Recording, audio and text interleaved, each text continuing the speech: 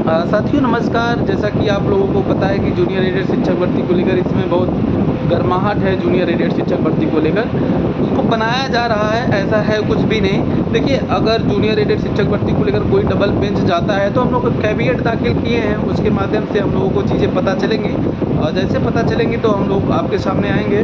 और दूसरी बात यह है कि जूनियर एडेड शिक्षक भर्ती का जो फैसला रिजर्व हुआ था और जो डिसीजन फरवरी में आया है, वो जो सिंगल बेंच का फैसला है बहुत क्लीन और क्लियर है।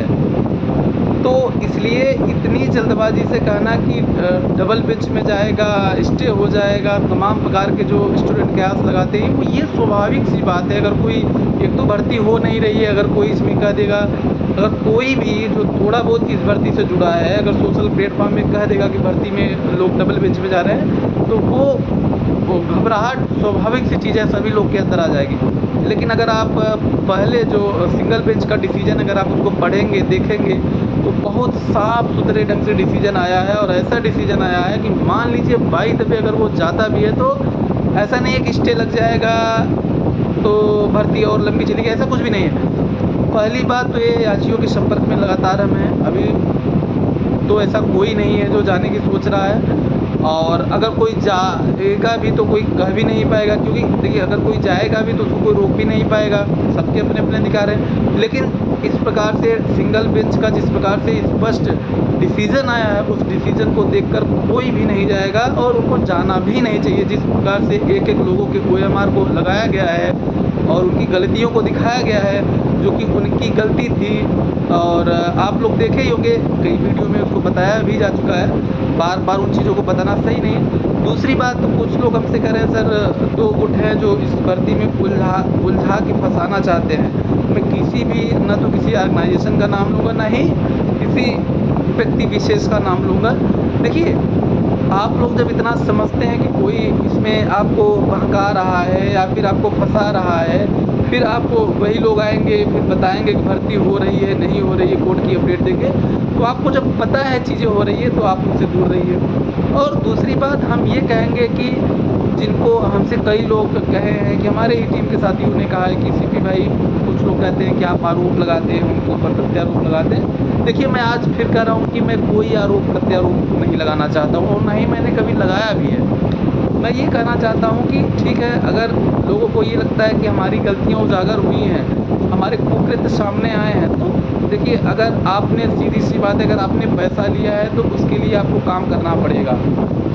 उसके लिए, क्योंकि आपने उस फरवरी में वो काम नहीं कर पाया था, तो उसके लिए आपको काम करना पड़ेगा। आने वाले समय में बैठना पड़ेगा आपको, आचार संहिता के बाद दबाव बनाना पड़ेगा। बिना ये सब किए अगर आप ये सोचें कि देखिए, जब आपसे लोग जुड़े तो आपने उसको गलत फ़ायदा उठाया, गलत फ़ायदा ही उठाया। तो पहले जब पैसा लिया, ठीक है, कोई बात नहीं, कैविएट हम लोगों ने दाखिल किया, कोई दिक्कत नहीं। उस समय आपने एक और गंदा काम किया कि आप बस आरोप लगाते रह गए। लोग आपसे जुड़े, हम लोगों ने सपोर्ट किया, लोग स्वतः ही जुड़े कि चलिए कोई एक आया है, कम से कम काम कराएगा। लेकिन आपके पास जब चीज़ें शक्तियाँ आई तो आप अनकंट्रोल हो गए, लगा कि नहीं पहले CP को गिराना है। तो आपको अगर अपनी प्रायश्चित करना है तो आपको जो है आचार संहिता के बाद लगना होगा और पूरी शक्तियाँ आप इसमें लगाइए, सब लोग मिल के।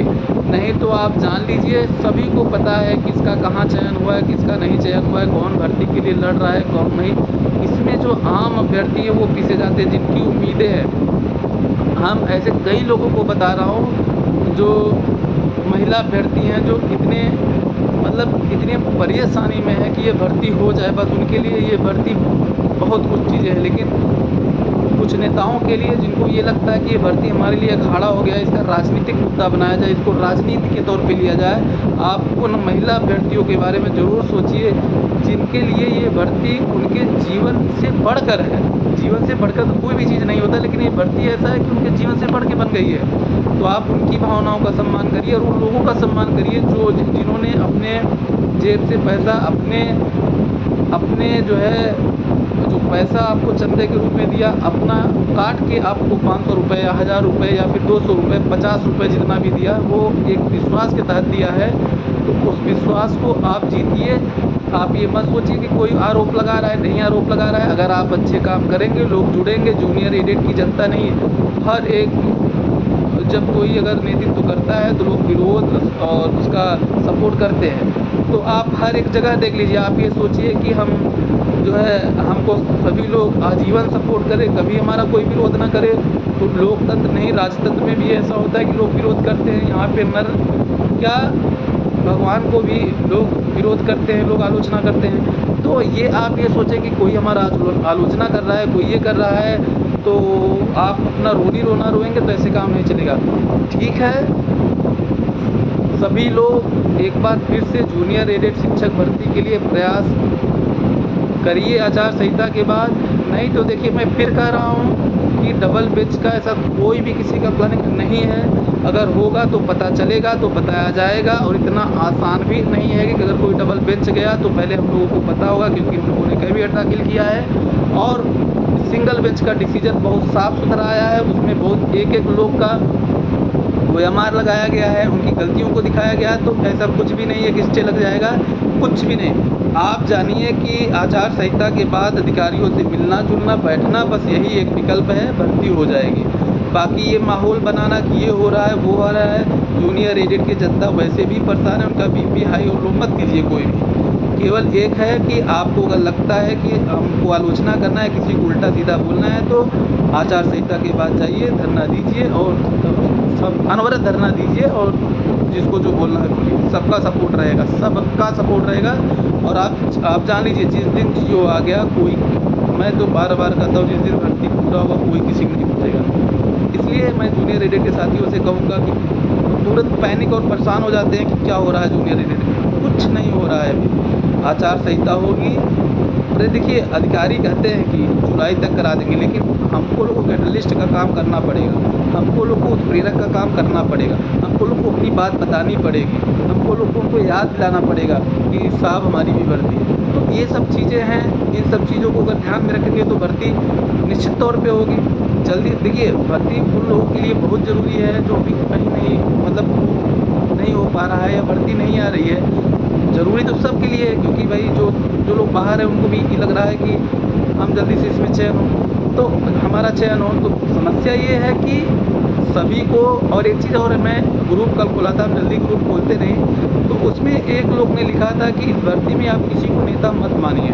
बहुत अच्छा चीज़ लिखा गया था, शायद अनुग्रह नारायण तिवारी सर थे, उन्होंने लिखा था, आप जो है किसी को नेता मत मानिए। आप जब भी कोई चीज़ हो आप खुद जाइए। आप लोग वीडियो देखते हैं, ये देखते, कोई मतलब नहीं। अभी तक 2 साल से आप लोग क्या कर रहे हैं? जब कभी अब कोई ऐसा चीज़ हो तो आप जब तक जाएंगे नहीं, भर्ती नहीं, सीधी सी बात है। आपको भी अपना प्रयास करना पड़ेगा। बाकी जो ये डबल बेंच की बात थी, हमने बता दिया, सबको प्रयास करना पड़ेगा। आरोप प्रत्यारोप से कुछ नहीं है। देखिए, सब लोगों का चयन जो है उनका हो ही गया है। उन लोगों के बारे में मेरा बहुत ज़्यादा वो रहता है कि क्योंकि हमसे लोग ऐसे लोग जुड़े हैं, जब पता चलता है तो बहुत दुख होता है। ऐसे लोग हैं तो इसी भर्ती से ही उनका सब कुछ है। ऐसा होना नहीं चाहिए, लेकिन है। उस समय तक हमारा भी इसी भर्ती से सब कुछ था। लेकिन खासकर महिला साथियों से ये आप लोग जान लीजिए, उनके भावनाओं का सम्मान ज़रूर करिए, नहीं तो उनका हाय तौबा ज़रूर लगेगा, तो बहुत दिक्कत हो जाएगी। जो भी साथी पैसा लिए हैं, ठीक है, कोई दिक्कत नहीं, कोई आपको कुछ नहीं बोलेगा। ईमानदारी से काम करिए, भर्ती के प्रति कोई दिक्कत नहीं। और जो भी हो, ईमानदारी से काम करिए, भर्ती के प्रति सब लोग एक दूसरे का सपोर्ट करेंगे। धन्यवाद, नमस्कार।